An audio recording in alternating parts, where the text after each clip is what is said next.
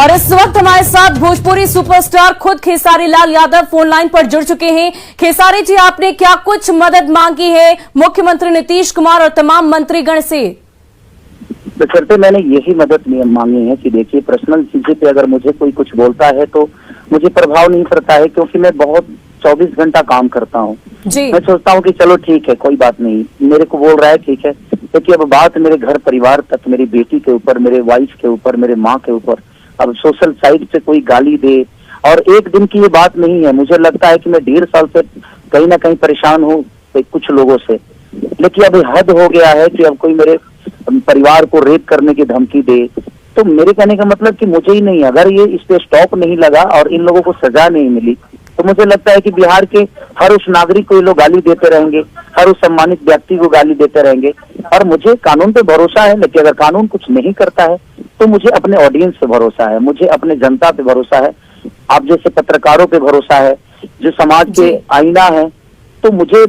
पता है कि आप लोग मेरे साथ इंसाफ करेंगे और मेरे साथ इंसाफ होगा, क्योंकि देखिए ये आज की बात नहीं है। अगर इनका मन ऐसे ही बढ़ता रहा तो मुझे लगता है कि भोजपुरी और बर्बाद होने में टाइम नहीं लगेगा। खेसारी जी, क्योंकि यूट्यूबर गौतम सिंह का नाम सामने आया है, क्या आप उन्हें निजी तौर पर भी जानते हैं? जी नहीं, मैं उनको निजी तौर पे कभी ना कभी बात किया उनसे, और ना ही मेरा उनसे कोई लेना देना है, और ना ही कभी मैं उनसे मिला हूँ, और ना ही कभी उनसे मिलने की प्रयास की मैंने, क्योंकि मेरे पास काम इतना है कि मैं उसी में उलझा रहता हूँ। अपने बीवी बच्चों के साथ खुश रहता हूँ, मैं अपने फैन को प्यार हमेशा कोशिश करता हूँ जो उनके अपने अच्छे संगीत से, अच्छे काम से उनको हमेशा मोहब्बत मिले और उनको मैं मोहब्बत दूं।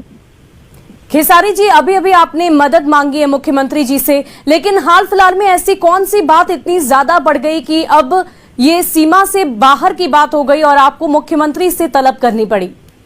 देखिए, मुझे लगता है कि समाज के आईना जो होती है वो पत्रकारिता होती है, एक न्यूज रिपोर्टर होता है और अखबार होता है। और जब बेटियों की बात आ जाए, किसी औरत की बात आ जाए, मुझे कोई भला बुरा बोलता है तो मैं हमेशा बर्दाश्त करता हूँ और कोशिश करता हूँ कि चलो ठीक है, कोई बात नहीं, मुझे बोल रहा है। बट आज एक बेटी की बात है, आज एक औरत की बात है, और मुझे लगता है कि अगर नीतीश जी को लगेगा कि नहीं, मैं बिहार का बेटा हूँ और मेरा भी एक सम्मान है, तो शायद अगर मेरी फैमिली को अपना फैमिली समझेंगे तो जरूर शायद इस पे एक्शन लेंगे। अगर 24 घंटे के अंदर कुछ एक्शन नहीं होता है तो फिर मुझे लगता है कि ये चीजें सारी मुझे अपने फैन पे सौंपनी पड़ेगी,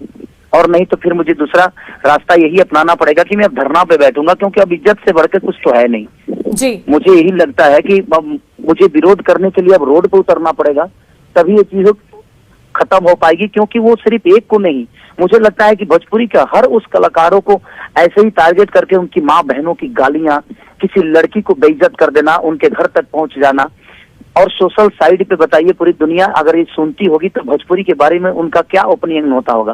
कि भोजपुरी के लोग ऐसे ही होते हैं, इनकी ऐसी मानसिकता है। तो सिर्फ